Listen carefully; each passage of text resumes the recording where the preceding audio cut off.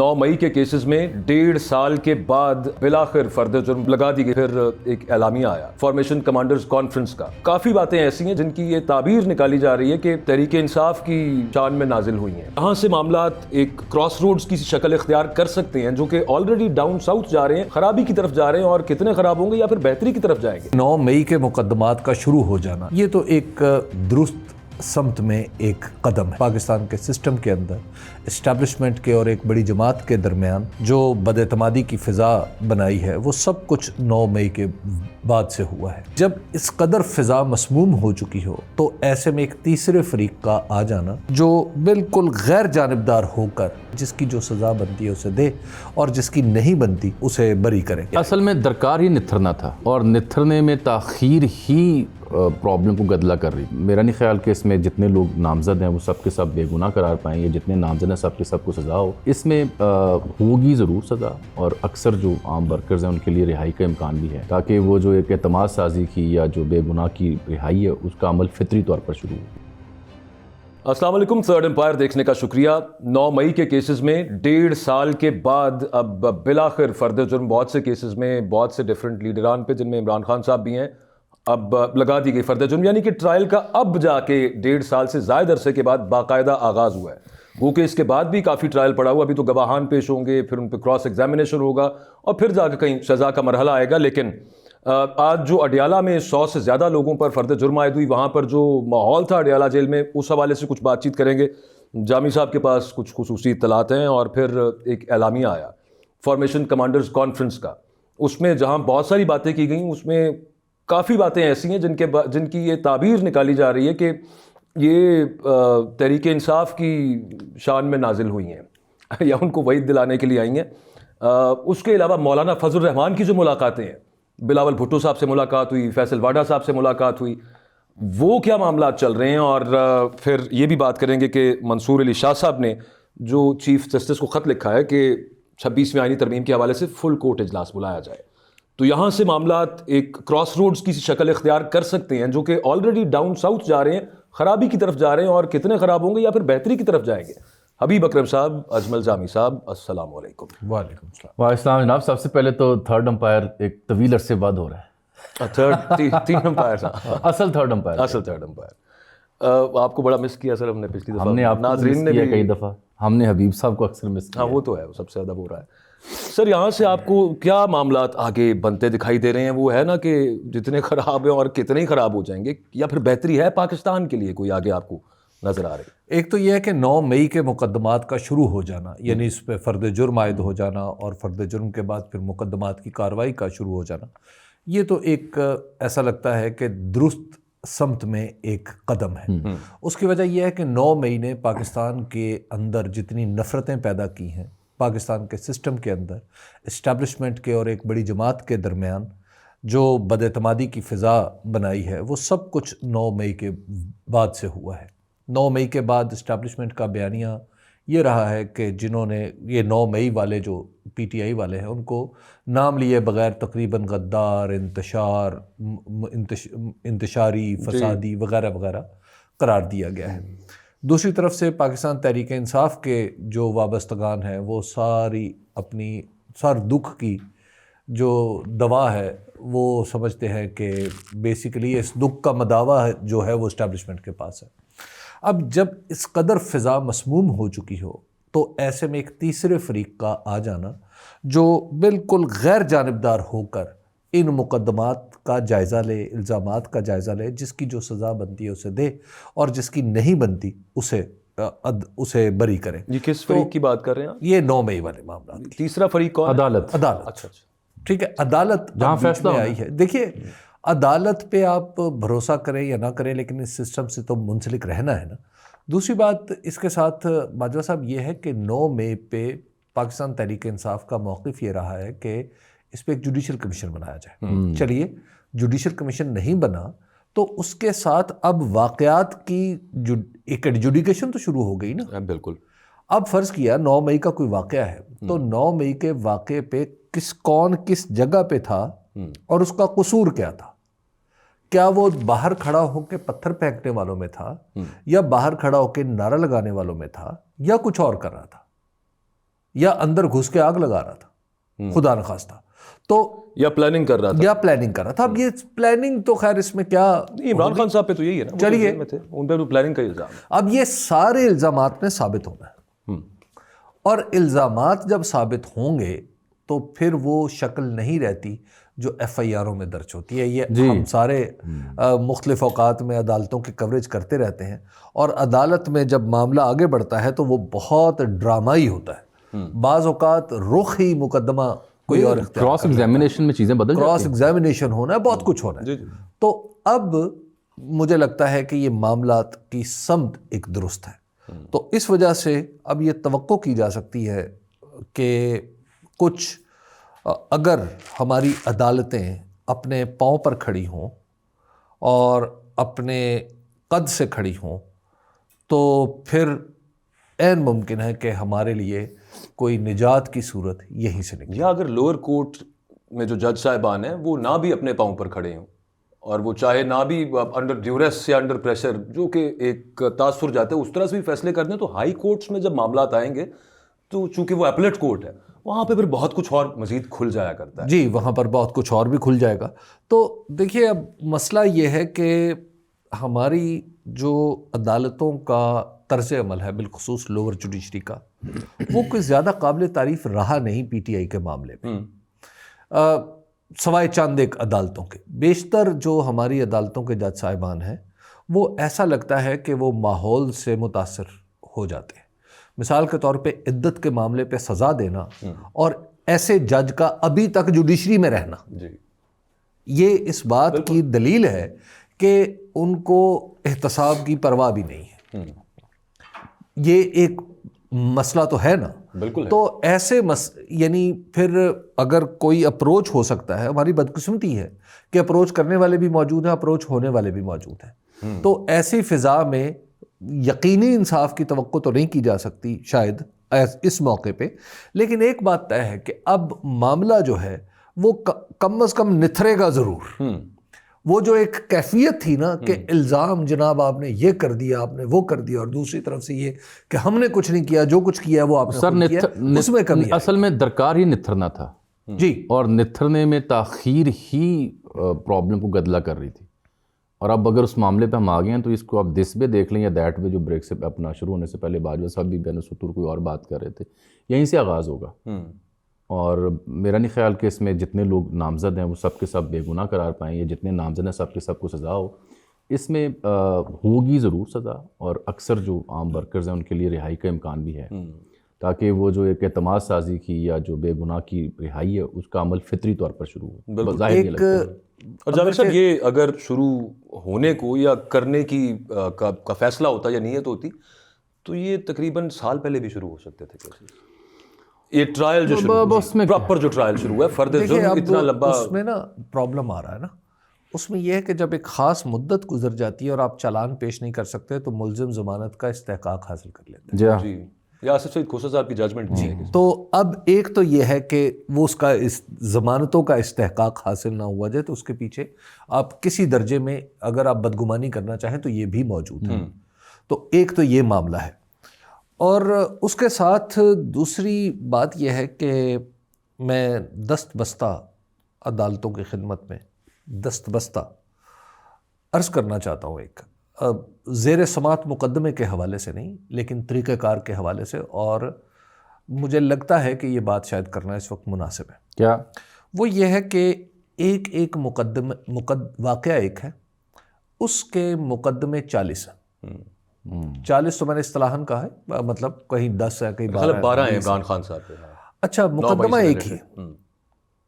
اب ایک ہی مقدمے میں جب اس کی 12 ایف آئی آریں کٹی ہوئی ہیں تو بہتر یہ ہے کہ 9 مئی کے تمام مقدمات ایسا نہ ہو کہ کوئی اٹک چل رہا ہے، کوئی پشاور چل رہا ہے، کوئی جیسے لاہور چل رہا ہے، کلب کر دیے جائے. ان کو 9 مئی کے مقدمات میں جج صاحبان کے پاس یہ اختیار موجود ہے، وہ ہائی کورٹ کو چٹھی لکھ سکتے ہیں، ریفرنس بھیج سکتے ہیں کہ جناب یہ اور میرا خیال ہے کہ ملزموں کو بھی یہ درخواست کرنی چاہیے کہ جناب آپ میرے 9 مئی کے جتنے بھی واقعات ہیں میرے سر میرا خیال ہے if I am not wrong یہ کانسٹیٹیوشن کا آرٹیکل 10 یہ بائنڈ کرتا ہے کہ ایک ہی نوعیت کے رجسٹر میں مقدمات نہیں چل سکتے یا دو سزائیں نہیں ہو سکتی. ایک ہی طرح کے کیسز میں دو سزا نہیں ہو سکتی. نہیں دو سزائیں تو نہیں ہو سکتی, وہ تبھی ہے نا جب دو کیسز. مسئلہ یہ ہے کہ کیسز بھی تو بنا دیے گئے ہیں نا, تو ایک تو ان ساری ایف آئی آروں کو اکٹھا کر اسے کلب کر دیں, اسے کلب کر دیں ایک جگہ لے آئیں. ہائی کورٹ یا سپریم کورٹ کا بائنی بینچ بھی ہے,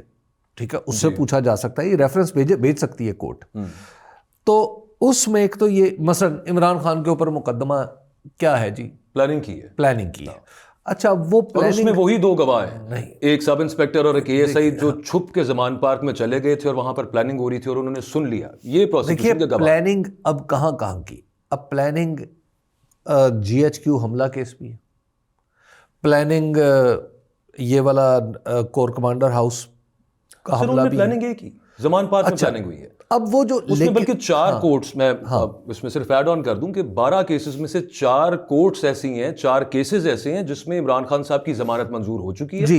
5ویں میں نہیں کی ایک جج صاحب نے, اور باقی جو اور باقی سارے ان میں ہو سکتے ہیں. اب جب اسی طرح بہت سارے مقدمات میں ایک ہی شخص ہے نامزد, ایک ہی شخص ہے, وہ فیصل آباد میں بھی تھا, وہ لاہور میں بھی تھا, اور شاید لاہور میں بھی 2 جگہ پہ, میں مثالن عرض کر رہا ہوں.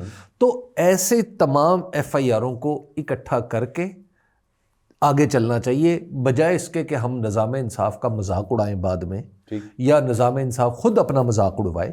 اس سے بہتر ہے کہ یہ ساری چیزیں ایک جگہ اکٹھی کر کے ایک آرڈر میں پتہ چلے کہ جی عمران خان 700 مقدمات میں مطلوب ہے, اور عمر ایوب جو ہیں یہ 500 مقدمات میں مطلوب ہے, اور ایک ہی ہے. بھائی 9 مئی والے مقدمے ہیں تو سارے ایک جگہ اکٹھے ہوں, 10 مئی والے ہیں تو وہ سارے ایک جگہ اکٹھے ہوں. اور اس میں دیکھا جائے کیونکہ 20 جگہ تو پلی آف ایلیبائی لینی ہے نا, کہ میں ہے ہی نہیں تھا جناب جی, اگر میں یہاں تھا تو وہاں نہیں تھا. میرا خیال ہے, اور جب آپ یہ کریں گے تو آدھے مقدمے تو ویسے اڑ جائیں گے. سر یہ اپنی استدعا کی ہے نا, استدعا کی, امید ہے اس پہ غور ہوگا. اب چونکہ جب یہ معاملہ ہو رہا تھا تو وہاں ملاقاتیں بھی بڑے عرصے. ہاں جی, وہ ساری قیادت آئی ہوئی تھی بشمول وہ چٹھا صاحب, جو آپ کے احمد چٹھا صاحب, وہ دھر لیے گئے تھے. پھر عمر ایوب صاحب بھی تھے, شیخ رشید اور ان کے جو بھانجے ہیں, شیخ راشد کے بھتیجے, ہاں وہ بھی تھے. فواد چوہدری صاحب کی بھی آج ملاقات ہوئی.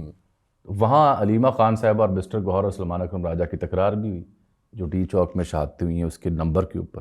تو علیمہ بی بی نے تو خاصا ان کو ریشنلی کچھ سوال. اچھا ویسے آج میں نے یہ جامی صاحب یہ سوال کیا تھا سلمان اکرم راجہ صاحب سے, وہ کیا کہتے ہیں, انہوں نے کہا جی تکرار والی تو کوئی کیفیت نہیں تھی وہاں پہ, ظاہری بات, اور گفتگو ہو رہی تھی, اور یہ اس طرح کی گفتگو روزانہ ہوتی رہتی ہے, ہر مقدمے پہ ہوتی ہے. انہیں حق ہے سر اس کی وضاحت, یہ ان کا کہنا تھا, ان کا حق ہے. لیکن وہ علیمہ بی بی کا استدلال یہ تھا کہ آپ نے یہ نمبر ویریفائی کیا ہے, ہو سکتا ہے تعداد اس سے زیادہ ہو, آپ ان کے گھروں میں گئے ہیں, آپ نے کوئی قوائف کا کوئی ڈیٹا کا بندوبست کیا ہے. تو اس پہ پھر بیرسٹر گوہر دلیل دیتے رہے, تو سلمان صاحب بیرسٹر گوہر کی سپورٹ کر رہے تھے. خیر یہ تو ایک چھوٹا واقعہ ثانوی. شیخ رشید کو جفے لگائی تھی, گلے لگایا انہوں نے, مسکرا کے خان صاحب ان سے ملے بڑا پرجوش طریقے سے. لیکن ایک بڑی باریک سی ملاقات ہوئی جو 3-4.5 منٹ کی تھی وہیں پہ, وہ فواد چوہدری صاحب کی تھی, وہ بھی پیش ہوئے ہوئے تھے. مسرت چیمہ بھی ملی. اب جب فواد چوہدری ملے ہیں تو ان کے پاس تھے عمر ایوب صاحب. تو فواد صاحب سے ہماری بھی گفتگو ہوئی ہوگی آپ کی, انہوں نے تو مجموعی تاثر دیا کہ بڑی اچھی ملاقات تھی. جی خان صاحب وہیں کھڑے ہیں جہاں پہلے دن کھڑے تھے, اور یہ ہے کہ جی he was looking more energetic than ever and he was looking more healthier than ever.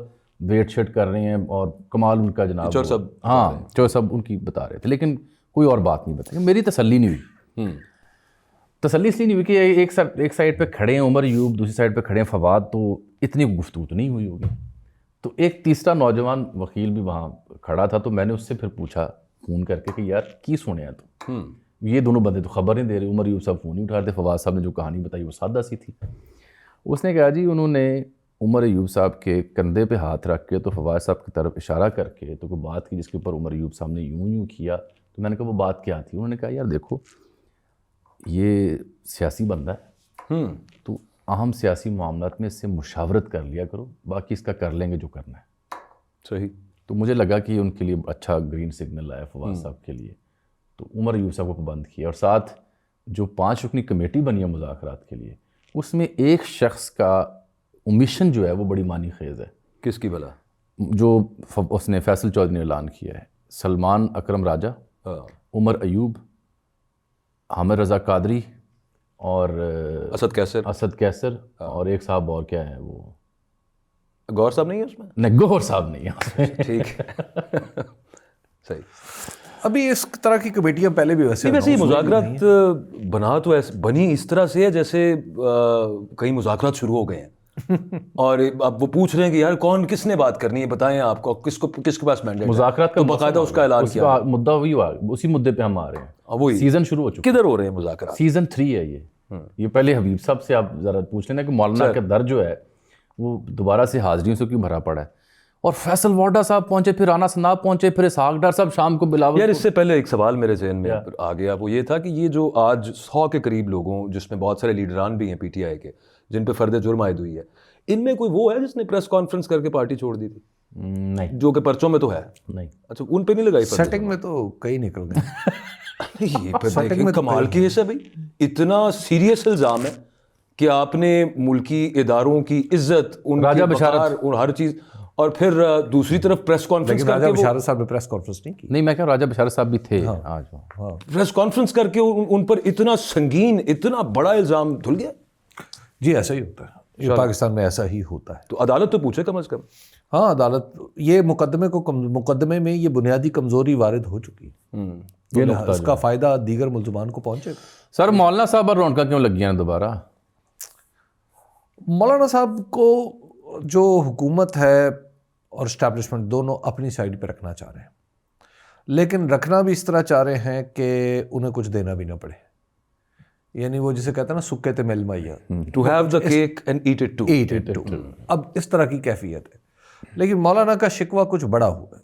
مولانا کا شکوہ یہ ہے کہ بلاول بھٹو زرداری صاحب نے پرسنلی ان سے وعدہ کیا تھا کہ جناب یہ جو مدارس والا اور رجسٹریشن والا بل ہے اس کو میں پاس کرواؤں گا. تو اس کے لیے مولانا نے شرط یہ رکھی کہ جب 26ویں آئینی ترمیم منظور ہو رہی ہوگی تو پہلے یہ بل منظور ہوگا. تو ایسا ہی ہوا. جی جی، پہلے وہ بل منظور ہوا اور اس کے بعد پھر 26ویں ترمیم منظور ہوئی. لیکن اس بل پہ صدر نے دستخط نہیں کیے. اب بلاول بھٹو زرداری صاحب کچھ مطلب خجل بھی تھے، ظاہر ہے وہ اب وعدہ پورا نہیں کر سکے، اور کچھ نالاں بھی تھے سسٹم سے. اور تیسری بات یہ ہے کہ شاید کچھ عرق انفعال بھی ہوگا. تو ایسی صورت میں نہیں، سادہ لفظوں سے بیان کرو نا، مطلب کچھ تھوڑی سی، اب وہ ایسا اچھا نہیں لگتا بڑے سیاستدان. تو عرق انفعال کا مطلب آپ دیکھ لیجئے، علامہ اقبال نے بھی استعمال کیا. اچھا خیر، اس کے ہم مانی کئی اور بھی جملے ہیں نا. نہیں تو اب وہ جو صورت ہے ان کی، ایک تو یہ ہے کہ انہوں نے وعدہ کیا ہے، وعدہ نہیں کیا، تجویز دی ہے کہ ہم ایک مشترکہ اجلاس بلا کے، اب صدر صاحب نے جو یہ دستخط نہیں کیے، مشترکہ اجلاس بلا کے ہم اس کو منظور کرا دیں گے. ان کے والد صاحب دستخط کرنا بھول گئے ہیں کیا؟ نہیں، والد صاحب نے کیے انک نہیں ہے. نہیں، والد صاحب نے دستخط نہیں، والد ماجد نے دستخط نہیں کیے، اور فرزند ارجمند کہہ رہے ہیں کہ اپنے ہی والد کے خلاف ہم ایک مشترکہ اجلاس بلائیں گے. تو آفرین ہے ایسی سیاست پہ بھی. تو مولانا فضل الرحمان اس پہ ہنسے، تو انہوں نے کہا جی اگر دستخط نہیں ہو سکتے تو پھر مشترکہ اجلاس کیسے ہوگا، میں یہ کیسے مان لوں. پھر فیصل وارڈا صاحب آ گئے. فیصل وارڈا صاحب جہاں کے پیغام رساں ہیں وہیں کا پیغام لے کے آئے کہ انہوں نے مولانا کو اونچ نیچ سمجھائی، مولانا نے ان کو اونچ نیچ سمجھائی. تو بات وہ بھی فی الحال نہیں مانی. پھر اب حکومت والے گئے، رانا ثناء گئے، اور رانا ثناء کی ملاقات کی خاص بات یہ ہے کہ فیصل وارڈا تو باہر آئے نا کامران مرزا کے ساتھ گفتگو کی، رانا صاحب نہیں گل کر کے گئے. جی تو اب رانا ثناء اللہ صاحب نے بھی کوئی بات نہیں کی، لیکن بہرحال وہ بھی اسی کنونس کرنے کے چکر میں ہے کہ مولانا فضل الرحمان نے چونکہ 8 تاریخ کو پشاور میں جلسہ بلا رکھا ہے، وہاں پہ کوئی ایسا اعلان نہ کرتے جو حکومت کے خلاف جائے. تو کیونکہ وہاں کی صورتحال پہلے بھی مخدوش ہے، اور کہیں پی ٹی آئی اور یہ جو جے یو آئی ہے ایک دوسرے کے قریب نہ آ جائیں. اچھا اب معاملہ یہ چل رہا ہے کہ جو ان ملاقاتوں سے سیکھا اور سمجھا جا رہا ہے، دیکھیے اس کے پیچھے 2 اپروچز ہیں چل رہی. اپروچز وہ کہیں لکھی ہوئی تو شاید ابھی نہیں ہے، لیکن سوچ بچار اس امر پہ ہے. اور ابتدا میں بھی ہوئی تھی 2024 کے الیکشن کے بعد کہ نواز شریف صاحب اور بلاول بھٹو زرداری صاحب کے درمیان 2.5 سال کی ٹرم بانٹ لی جائے اور کچھ اسی طرح کی کیفیت بلوچستان میں ہو. صحیح. بلوچستان میں پیپلز پارٹی کی کوشش یہ تھی جناب صدر آصف علی زرداری کی طرف سے کہ وہ اپنے ہی ایک نوجوان کو سرفراز بگٹی کی جگہ بٹھائیں، لیکن سرفراز بگٹی صاحب کا قلعہ بڑا مضبوط ہے تو لہٰذا انہیں فی الحال ہٹانا مشکل ہے. جیسے گورنر پنجاب کا مضبوط تھا، گورنر بھی تو کوئی اور آ رہا تھا، جیسے گورنر سندھ کا مضبوط ہے. ہاں تو ان کا قلعہ بڑا مضبوط ہے، اس لیے وہ تو ہل نہیں رہے جس قلعے سے وہ بندھے ہوئے ہیں. تو پولیٹیکلی اس معاملے کو 2.5 سال ایک بات بیچ میں چلی ہوئی ہے جس کے اوپر کام ہو رہا ہے. تو مولانا فضل الرحمان کے قریبی لوگوں کا خیال یہ ہے کہ بلاول بھٹو زرداری صاحب دراصل یہ جو ارینجمنٹ کر رہے ہیں نا، یہ اس ٹائم کے لیے کر رہے ہیں کہ اپنی باری کے لیے، اپنی باری کے لیے کر رہے ہیں جب وہ وزیر اعظم ہوں گے. اچھا، اب یہ بھی ایک دلچسپ چیز ہوگی کہ والد ماجد جو ہے وہ وزیر اعظم ہے اور فرزند ارجمند صدر ہے والد، جی وہ صدر ہیں اور فرزند جو ہے وہ وزیر اعظم ہے. اب یہ ایک ایسی کڈھب صورتحال ہے جس پہ بہت ساری جو بھویں اچکا کے بات کی جاتی ہے کہ نہیں یار ایسا تو نہیں، لیکن پاکستان میں چونکہ اینی از پاسبل، پاکستان میں آسمانی طاقتوں سے معجزے برپا ہوتے رہتے ہیں، تو ایسا معجزہ جو ہے وہ تو برپا ہو سکتا ہے. تو لہٰذا بلاول بھٹو زرداری صاحب بھی اس معجزے کی تلاش میں. سر آپ نے تو وہ مدارس والا مدعا اور دوسری پہلو بتا دی نا، ایک اس کا اور آپ پہلے بات پوری کر لیں. پھر جو فیصل واڈا صاحب ہیں ان کے بارے میں بھی یہ خیال ہے کہ he has his own axe to grind with the government. Yes, وہ کر بھی رہے ہیں آج کل جو بیانات وہ جس طرح سے گورنمنٹ کو رگڑ رہے ہیں، وہ گورنمنٹ کو رگڑ رہے ہیں اور ساتھ ہی ایک بات کہتے ہیں کہ میں تو عمران خان کی جان بچانا چاہتا ہوں. اس سے میں اب تک سمجھ نہیں پا رہا کہ فیصل واڈا صاحب کے ذریعے یہ دھمکی دی جا رہی ہے یا فیصل واڈا صاحب کے پاس کوئی خبر ہے جس کی بنیاد پہ وہ اپنی اسٹریٹجی بنا رہے ہیں اور اس کا اعلان کرتے چل رہے ہیں اور عمران خان سے اپنی قربت ایک دفعہ پھر ظاہر کرنے کی کوشش ظاہر کرنے کی کوشش. جناب حبیب اکرم صاحب ایک چھوٹا سا سوال آپ کی خدمت میں. جناب فیصل واڈا صاحب اپنے تئیں کوئی ایسی اسٹیٹمنٹ دے سکتے ہیں اور اتنا برملا اور اتنے تباتر کے ساتھ دے سکتے ہیں یہ جو حکومت کے خلاف؟ جی، لیکن انہوں نے کہا جی یہ تو لنڈے کی وہ یہ ان کی نالائق ہیں اور یہ تو بالکل اور دے آر ڈن ختم شد. اور پھر یہ کہ ایک طلاق نون لیگ کو دینی ہوگی سسٹم کو اور ایک طلاق عمران خان کو دینی ہوگی. انہوں نے واضح کیا کہ یہ میں غیر سیاسی طلاق کی بات کر رہا ہوں. صحیح، سیاسی طلاق یعنی مفہوم کو لٹرل طلاق میں نہیں تھا. دیکھیے مسلم لیگ نون تو ایک بوجھ ہے اسٹیبلشمنٹ کے کندھوں پہ، اس میں تو کوئی شک نہیں ہے. اب پھر آ جائیں کہانی پہ سر. تو وہ ایک ایسا بوجھ ہے جو اسٹیبلشمنٹ اتار بھی نہیں پا رہی اور اسٹیبلشمنٹ اس کو نگل بھی نہیں پا رہی، اس کو اٹھا بھی نہیں پا رہی. مسئلہ یہ ہے کہ فروری 2024 کے الیکشن کے بعد جو سب سے بڑا نقصان اسٹیبلشمنٹ کو ہو رہا ہے وہ تو ہو ہی ان کی وجہ سے رہا. 110% یہ ایکوریٹ بات ہے درست، اور یہ بھگت رہے ہیں اور سب سے زیادہ ڈیمیج اسٹیبلشمنٹ ہو رہی ہے اس بوجھ کی وجہ سے اور اس کے اثرات آپ کو دکھائی دے رہے ہیں. سر ایک ایسی کوشش اکتوبر میں رواں برسی ہوئی تھی جب حضرت مولانا بقول شخص ایک پیغام انہوں نے خان صاحب تک پہنچایا تھا جو کہ شاید کسی فار ٹائم بینگ قومی حکومت کا پلان تھا. تب خان صاحب نہیں مانے تھے، انہوں نے یہ کہا تھا کہ نون اور پیپلز پارٹی میں کوئی فرق نہیں ہے. یہ جو واڈا صاحب کی بدلے سی لب و لہجہ ہے بالخصوص نون لیگ کے حوالے سے، میں اسے سنجیدہ لے رہا ہوں. اچھا اس میں ایک چیز میں ایڈ کر دوں، فواد چودھری صاحب، یہ مجھے اچانک ہی یاد آ گیا. ایک ہفتہ پہلے میری ان سے بات ہوئی تو میں ویسے یہ بات ہو رہی تھی کہ خان صاحب بھی ایک آدھا کچھ اسٹیپ پیچھے آ جائیں، اس کو اس تناظر میں رکھا جائے جیسے خان صاحب نے کہا ہے کہ سیاسی آدمی سے مشورہ کیا جائے. سو میننگ دیر پائے کہ خان صاحب ان کی ویٹیج دیتے ہیں ان کی بات کو.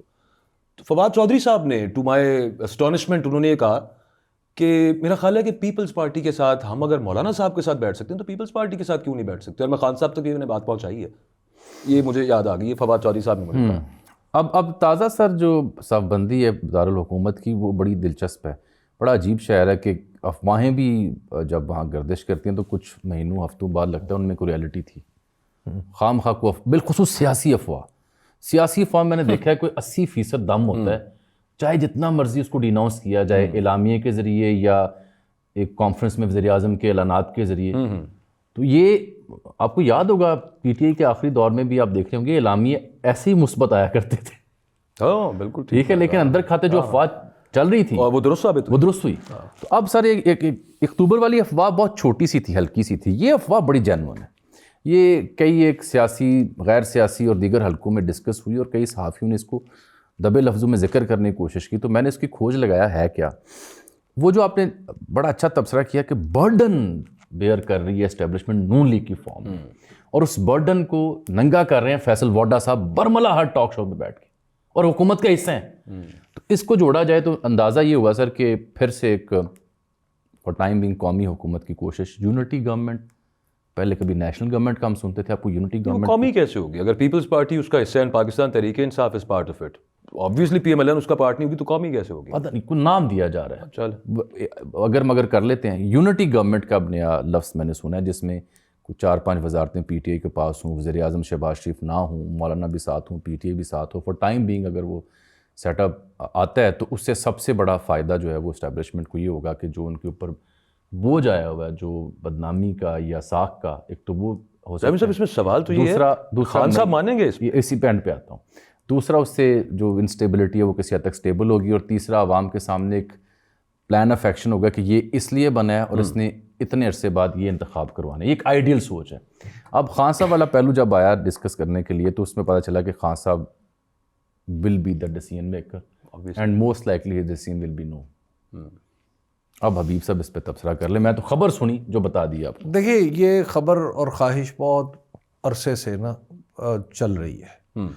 مسئلہ یہ ہے کہ ایک تو قومی حکومت ہمارے نا متس ہے کچھ کہ سب سیاستدان اتفاق سے بیٹھ جائیں تو ملک کے اندر ہر چیز کی ریل پیل ہو جائے گی. حالانکہ آئین میں گنجائش نہیں ہے اس کی. یہ ایک احمقانہ خیال ہے.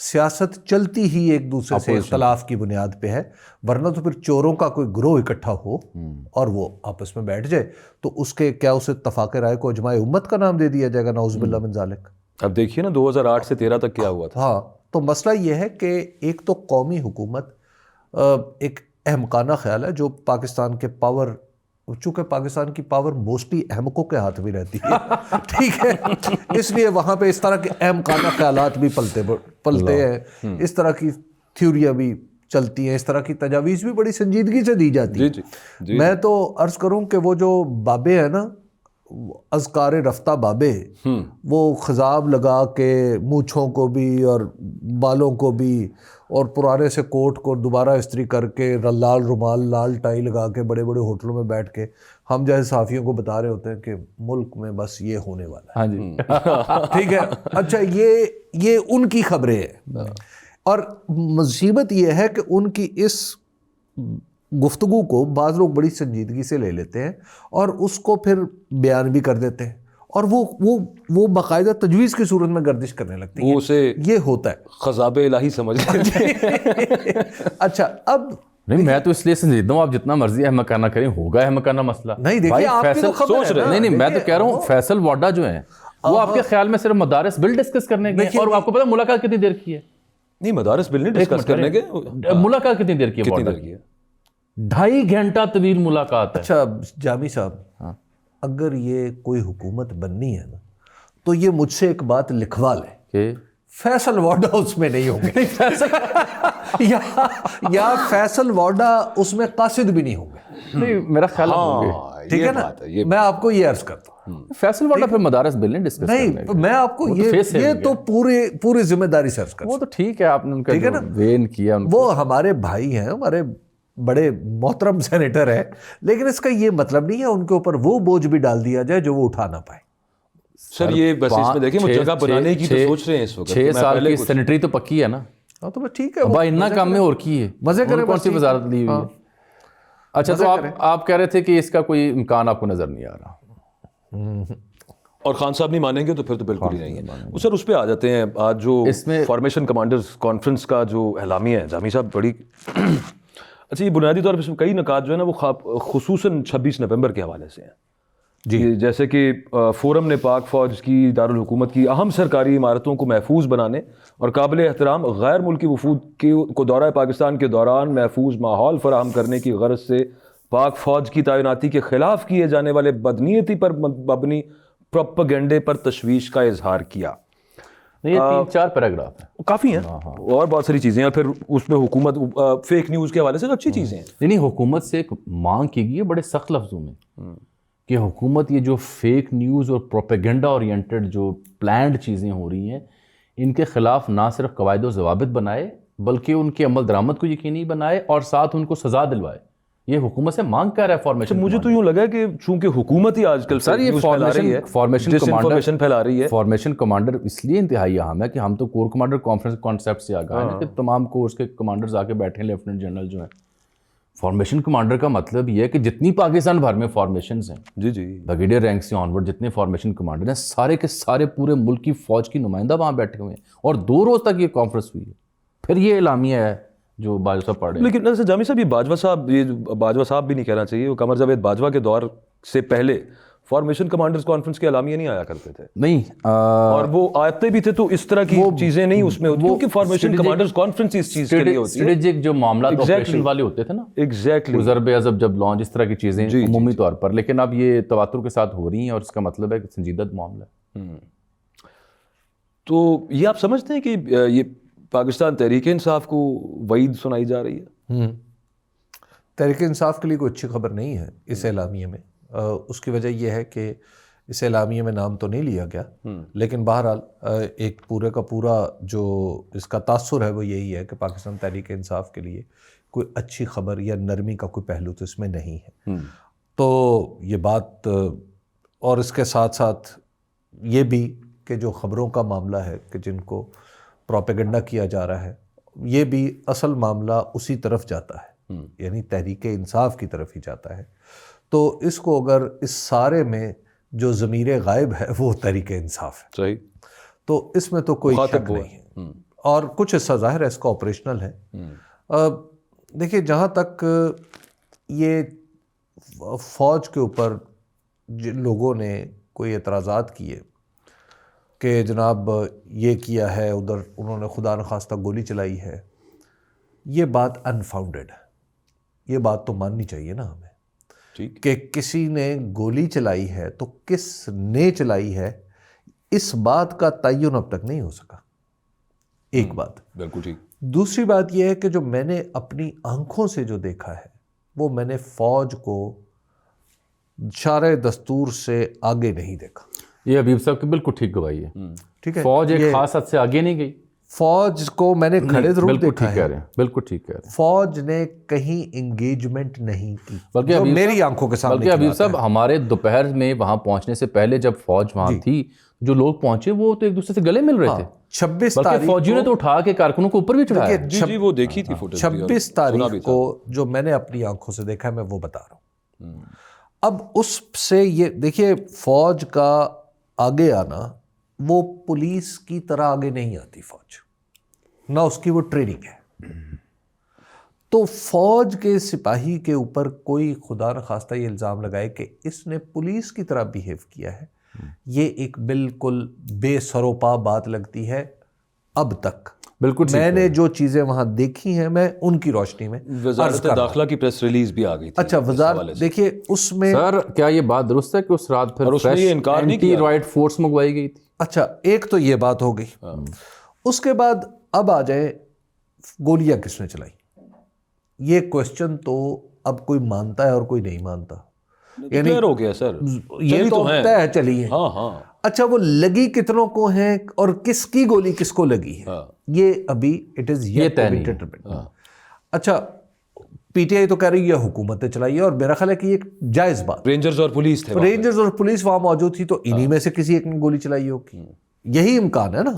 فوج کی تو دیکھیے فوج سے تمام تر میں اب سیاست میں فوج کی مداخلت کے میں سخت ناقدین اور خلاف ہوں. بالکل.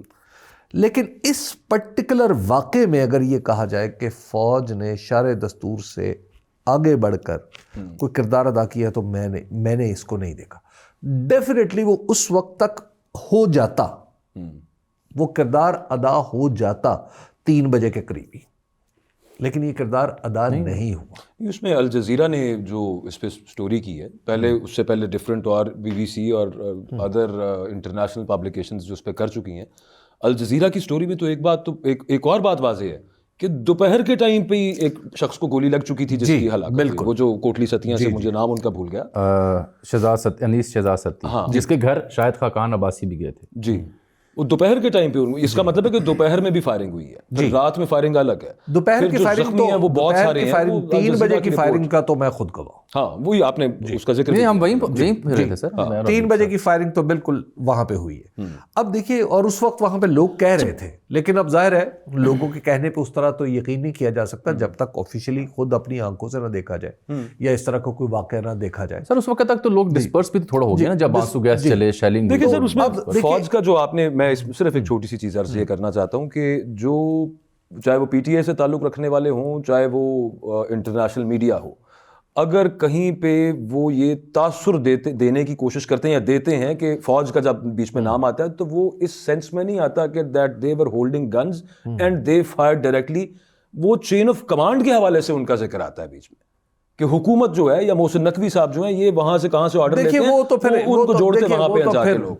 پھر تو آپ کچھ بھی کہتے چلے جائیں نا, پھر تو کچھ بھی کہتے چلے جائیں. بات یہ ہے کہ وزیر داخلہ اس پرٹیکولر دیکھیے, وزیر داخلہ محسن نقوی نہ ہوتے تو یہ الزام نہ لگتا اس طرح سے فوج پر, یہ بھی خیال نہ گمان نہ گزرتا کہ یہ وہاں سے آیا. اصل بات محسن نقوی ہے. محسن نقوی صاحب کا چونکہ موجودگی ہے اور محسن نقوی صاحب کو اسٹیبلشمنٹ کا آدمی سمجھا جاتا ہے, اس لیے سارے کے سارے الزامات ان کی طرف راؤٹ کر, جو کہ وہ ہیں. اچھا, اب یہ اسٹیبلشمنٹ کے آدمی, لیکن یہ ضروری نہیں ہے کہ سارے کام جو ہے وہ وہی سے آرڈر لے کر. ہاں صحیح بات, ٹھیک ہے, ایک تو یہ بات ہے.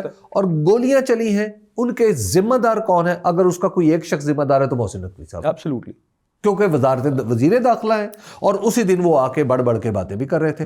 تو وزیر داخلہ کے سوا تو کسی کے اوپر یہ الزام جاتا نہیں. دفاعی پوزیشن میں وزیر داخلہ کو ہونا چاہیے. اور بدنام کروانے والے بنیادی طور پہ پھر محسن نقوی تو محسن نقوی صاحب سے پوچھا جانا چاہیے کہ بھائی اصل کیس کیا ہے. ٹھیک, اور محسن نقوی صاحب ہمارا وزیر داخلہ صاحب جو ہے وہ PCB کے چکر میں بیٹھا ہوا کہیں, وہ ابھی تک ہماری چیمپئنز ٹرافی کا قصہ نہیں حل ہو رہا. جو لہٰذا ہم دے رہے ہیں, یہ جو معاملہ ہے نا فوج کا, کہ فوج کے خلاف جو پروپیگنڈا ہوا, ایک تو وہ ہے وہ کسی صحافی نے نہیں کیا. دوسرا یہ ہے کہ ایٹ دا مومنٹ کچھ لوگوں کو یہ غلط فہمی ہوئی تھی کہ ایسا ہوا. جی, ٹھیک ہے نا. واقعہ جب کھلتا ہے اور اس کو جزیات کے ساتھ دیکھا جائے تو پھر اصل کردار کا تعین ہوتا ہے نا. تو یہ بات تو کسی درجے میں ٹھیک ہے کہ یہ شاید, لیکن میں نہیں سمجھتا کہ PTI نے اس کو استعمال کیا ہے. علیمہ خان صاحبہ نے یہ بات کی ہے. ہاں, شاید علیمہ خان سے پوچھا کہ فوج, رینجرز یا پھر پولیس کون ذمہ دار ہے, انہوں نے کہا تینوں. انہوں نے محسن اور وہ نقوی کا اس نام سینس میں نہیں کہا کہ گولیاں, انہوں نے جو ہم بات کریں دونوں چیزوں میں تخصیص ہے. اصل میں انہوں نے محسن نقوی کا نام استعمال کیا. دیکھیں محسن نقوی, وہ جی محسن نقوی سب معاملے. دیکھیے PM ابھی تک حبیب صاحب آپ کی بات کی دلیل یہ ہے کہ ابھی تک پاکستان تحریک انصاف کے کسی بھی ذمہ دار بشمول علیمہ خان صاحبہ, بشمول بیرسٹر گوہر سلمان اکرم راجہ یا جیل بیٹھے عمران خان صاحب نے کسی نے متعین الزام ابھی تک تعین کر کے کہ فوج نے گولی چلائی الزام نہیں لگایا. یہ دلیل آپ کی درست ہے اور نہ ہم نے دیکھی. اچھا, تو لہٰذا یہ جو ایک, چونکہ فوج آج کل اپنی ریپوٹیشن کے بارے میں کافی سینسٹیو ہے, تو اس لیے غالباً اس اعلامیے کا اس کو حصہ بنایا گیا. یہ اعلامیے میں جو پہلو ہے نا سر, یہ پرٹنٹ اس کیس کے حوالے سے ہے. حالیہ چند جو اعلامیہ آئے ہیں جہاں پہ یہ باجوہ صاحب نے بتایا کہ زبان و بیان سخت اور ایک خاص پارٹی کی جانب ہے, اس سے ایک ایونٹ حالیہ چند ایک اعلامیہ جو آئے ہیں کور کمانڈر سے لے کے ISPR سے لے کے فارمیشن کمانڈر حالیہ, وہ آپ دیکھیں 9 مئی کے بعد جو اگلے 6 ماہ 8 ماہ اعلامیہ آئے تھے وہ اور آج کے اعلامیہ میں فرق ہے. وہ کیسے؟ وہ فرق یہ ہے کہ 9 مئی کسی بھی پریس ریلیز یا کسی بھی اعلامیے کا مکمل حصہ ہوا کرتی تھی ریپیٹیشن کے ساتھ, اور اچھا ٹھیک, صحیح, اور اس کا اس طرح سے ذکر نہیں ہے. صحیح, یہ ایک پرٹنٹ ایونٹ کے اوپر جو فوج کی ریپوٹیشن کو ڈیمیج کیا گیا ہے اس کا جواب ہے, اور بتایا گیا کہ فوج اس میں انوالو نہیں ہے. اچھا, ایک چیز جامی صاحب, یہ صرف ایک لائن میرے نظر سے یہ پہلے بھی پڑھی تھی, بے لگام غیر اخلاقی آزادی اظہار رائے کی آڑ میں زہر اگلنے, جھوٹ اور معاشرتی تقسیم کا بیج بونے کے خاتمے کے لیے یہ تو مجھے لگتا ہے حکومت بھی مختوب ہے اس پر. ایک تو یہ آئیڈیلی یہ جملہ نہ ہوتا تو بہت اچھا تھا. نہیں یہ ان میں سے کون سا کام حکومت نہیں کر رہی؟ نہیں اس میں یہ ہے معاشرتی تقسیم یا جھوٹ یا زہر اگلنا. میں یہ ہے جملہ، لیکن آئیڈیلی ہماری فوج کی پریس میں یہ نہ ہوتا تو بہت اچھا تھا. لیکن بہرحال فوج کے اندر ایک سادگی جو ان کی ہے وہ تو ایک ظاہر ایک تسلیم شدہ چیز ہے کہ بعض اوقات فکروں کی باریکی کو اور الفاظ کے اثر کو شاید ان سے سمجھنے کی بہت بڑی توقع نہیں کی جا سکتی. آئی پی آر صاحب کو ایڈیٹر تو نہیں نا، تو جی ان کو اندازہ تو نہیں یہ جملہ نہ ہوتا تو بہتر تھا. لیکن اس کے ساتھ جو جڑی ہوئی بات ہے نا کہ سخت وہ قوانین بنائے جائیں. جی قوانین بھی موجود ہیں بالکل قوانین موجود ہیں، اور میں بالکل اس بات پہ مجھے یقین واثق ہے کہ آپ یہ جو اس کو نا کرمنلائز کر رہے ہیں نا، یہ اس سے پھیلایا جاتا ہے خوف، اور یہ انٹرنیشنلی آپ کے خلاف استعمال ہوتی ہے یہ چیزیں. آلریڈی ہو رہی ہیں اور آلریڈی ہو رہی ہیں. یہ جو اسٹینڈنگ کمیٹی ہے اس میں پلوشہ خان صاحبہ سینیٹر اس کی ہیں جو اس کی ہیں آپ اس میں جامی صاحب ایک بات بتائیں. میں آپ دونوں صحافی ہیں، میں بھی ایک فقیر صحافی. میں آپ کے سامنے ایک سوال رکھتا ہوں. ہم تینوں کے اوپر ایک مقدمہ چلتا ہے کہ جناب یہ آپ نے یہ فیکٹ جو ہے وہ غلط بیان کیا ہے، ٹھیک ہے، سول مقدمہ. ہم جا کے کوشش کرتے ہیں وہ نوٹس ہم اس کے مطابق کمپلائنس کریں جاتے ہیں، اور ہم اپنی بتاتے ہیں کہ جناب ہم نے فیکٹ پیش کیا. ایک انڈیپینڈنٹ انکوائری میں ایڈجوڈیکیٹ ہو جاتا ہے کہ جناب یہ تم تینوں نے جو فیکٹ تھا وہ درست رپورٹ نہیں کیا اور تم لوگوں کو 1 روپیہ جرمانہ ہے. ٹھیک، آپ برداشت کر لیں گے؟ بالکل نہیں. اگر وہ فیکٹ تھا اور یہ کہا جائے کہ نہیں تھا، فرض کیا ہم نے غلطی کی ہے، فرض کیا یہ ثابت ہو گیا کہ ہم نے غلطی کی ہے، تو کیا آپ 1 روپیہ جرمانہ برداشت کر لیں گے؟ مسئلہ یہ نہیں ہے. مسئلہ یہ کہ جب یہ ایک ٹریبونل سے ایک عدالت سے ثابت ہوا کہ میں نے فیکٹ غلط بیان کیا ہے، تو میری تو صحافت پہ اتنی بڑی وہ اس کے بعد آپ کی صحافت رہے گی. میں تو اس کے بعد منہ چھپاتا پھروں گا. لوگ مجھے پوچھیں گے کہ لوگ تو آپ کو کہیں گے کہ بھائی تم نے تو فیکٹ یہ بیان کیا، اس کے بعد اجمل جامی، اکبر باجوہ، حبیب اکرم تم بیچتے کیا ہو؟ تو اس لیے میری صحافت اور محتاط ہوگی. ٹھیک ہے نا. تو یہ جو 1 روپے کا جرمانہ ہے نا، یہ بھی پروفیشنل صحافی کے لیے کافی ہے. صحیح. یہ اس سے 10 لاکھ روپے کا جرمانے سے کہیں بڑا جرمانہ ہے. اب آ جائیں دوسری طرف جو عام نوجوان ہیں. ایک تو یہ ہے کہ نوجوانوں کے ساتھ جو بچے ہیں، جو نوجوان اس میں نہیں ہے صحافت میں، ان سے یہ ہاتھ نرم ہونا چاہیے. ان کے بارے میں یہ بات قطعی درست نہیں ہے کہ وہ ان کو سزائیں دیں. سزا دینا مطلوب نہیں ہے. انہیں سمجھائیں نمبر 1، اور نمبر 2 یہ ہے کہ بھائی آپ 4 بچوں کو بلا لیں نا کسی وقت. بلایا تھا، ٹھیک ہے، بچوں کو بلائیں، نہیں ان سے اوپنلی اور سمجھانے کے انداز میں اور ہمدردی کے انداز میں ان سے بتاؤ بیٹا یہ فیکٹ آپ ذرا ہمیں ثابت کر کے دکھائیں. جیسے میتھس کا سوال حل کرنے کے لیے دیا جاتا ہے، اس طرح آپ صرف 4 بچوں کو دے دیں، بات ختم ہو جائے گی. یہ اچھا آئیڈیل سولوشن ہے. بجائے اس کے کہ آپ یعنی آپ کریں اسٹیٹ اونرشپ لے. اسٹیٹ اونرشپ لینا، لوگوں کو دشمن نہ سمجھیں، خدا کے لیے دشمن نہ سمجھیں. نہیں سر، وہ بات کئی دفعہ ختم نہیں بھی ہوتی، اور میں اس میں سے عرض کروں گا، اور بڑے دکھی دل کے ساتھ یہ کہنا پڑتا ہے کہ کئی بچے ایسے ہیں کہ جو واقعی بدتمیزی کرتے ہیں، اور ان کے نا وہ ایک ٹریننگ ایک اور چیز ہوتی ہے. آپ نے کیا وہ غصے میں پھر کچھ بھی چیز آپ کے اندر جو خیالات کا اظہار ہے اور جذبات کا اظہار ہے، اگر اس کو جرم قرار دینا ہے تو میں تو ایسی کتاب کو میرا بس چلے تو میں اسی کو جرم قرار دیتا ہوں. دیکھیں جذبات کا اور خیالات کا، رائے کا، میں فیک نیوز کی سینس میں اظہار پوری طرح ہونا چاہیے. یعنی وہ بات اکبر باجوہ صاحب فیک نیوز کی بات کر رہے ہیں. دیکھیں ایک بچے کو جس نے نیوز پڑھی ہی نہیں ہے، بھائی آپ اسے ایک دفعہ گیدر کرنی نہیں آتی، آپ اسے ایک دفعہ بلا لیں نا، ایک ہی دفعہ بلائیں نا. ٹھیک ہے، اچھا آئیڈیا. ایک دفعہ بتائیں بیٹا بیٹھو، اچھا یہ جو ہے نا بیٹھ کے ہمیں بتاؤ یہ تم نے کیوں لکھا، تمہیں کس نے بتایا تھا.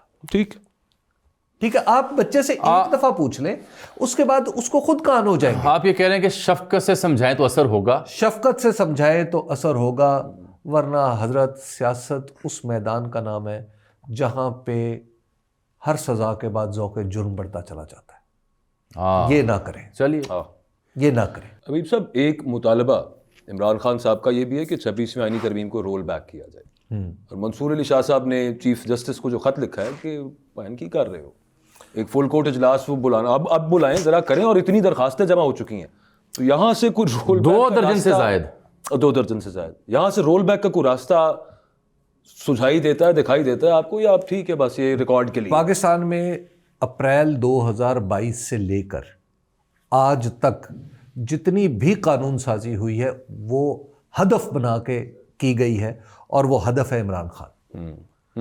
اگر کسی جرم کی سزا بڑھائی گئی ہے تو عمران خان کے لیے, اگر کسی چیز کو جرم قرار دیا گیا ہے تو عمران خان کے لیے, اگر کسی جیل کے مینول بدلے گئے ہیں تو عمران خان کے لیے. دیکھیں, عمران خان کو ہدف بنا کر یہ جو قانونی چاند ماری کی گئی ہے, یہ تو سب کی سب بیک جنبش قلب یہ الٹرا وائریز ہے, اس سب کو منسوخ ہونا چاہیے. اور اس کے بعد بھی جس طرح کی قانون سازی کی جا رہی ہے کہ پیکا ایکٹ میں یہ ترمیم کر دو, 5 سال بولنے کی سزا دے دو, 10 سال سننے کی سزا دے دو, یہ اینٹی ٹیررزم ایکٹ میں جو ترامیم کی گئی ہیں, یہ سب کی سب عمران خان اسپیسیفک ہے.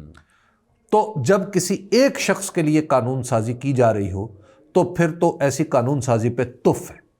تو لہٰذا عمران خان کا مطالبہ ہو نہ ہو, یہ اس قانون سازی کو تو ختم ہونا چاہیے. کچھ نکلے گا ویسے سر اس میں سے؟ دیکھیے, منصور علی شاہ صاحب کے کہنے پہ جہاں تک منصور علی شاہ صاحب ہیں, منصور علی شاہ صاحب نے اپنی آواز تو اٹھائی ہے نا, کم از کم کوئی زندگی کا احساس تو ہوا ہے.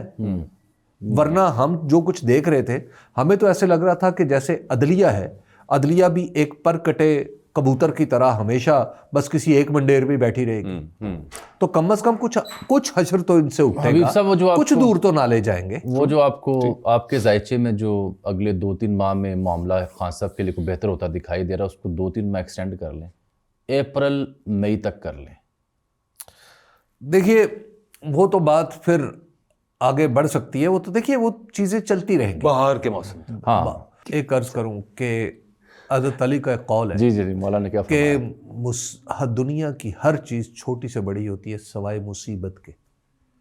یہ ابتدا میں بڑی ہوتی ہے اور پھر چھوٹی ہوتی چلی. سبحان اللہ, کیا فرمایا مولانا. ٹھیک ہے, تو یہ جتنی مصیبت اس وقت عمران خان کی ہے نا, اب وہ کم ہو رہی ہے.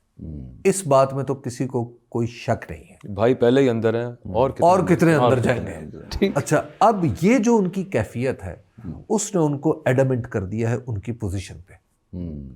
اور اگر سننے والے کان ہوں اور دیکھنے والی آنکھیں ہوں تو میں آپ کو عرض کروں, this is the best time for reconciliation. Exactly. آپ یہ گھڑی کھو دیں گے تو اس کے بعد آپ کو صدی تک یہ راستہ نہیں ملے گا. نہیں, پھر ہو سکتا ہے چیزیں خان خواب کے ہاتھ میں بھی نہ رہیں. خدا کرے یہ وہی دو راہ ہو جہاں سے بہتری کی طرف چیزیں جائیں. اللہ کرے اور کسی کی انا کسی کے فیصلے کی وجہ نہ بنے. آمین. بہت خوبصورت جملہ. کسی کی انا آڑے نہ آئے اور ملک کے لیے بہتری ہو. استحکام تبھی آئے گا جب پولیٹیکل ریکانسیلیشن ہوگی, ایک دوسرے کے وجود کو مانا جائے گا, ضد اور ہٹ درمی سے پیچھے ہٹا جائے گا. تھرڈ امپائر دیکھنے کا شکریہ, اجازت دیں, اللہ حافظ.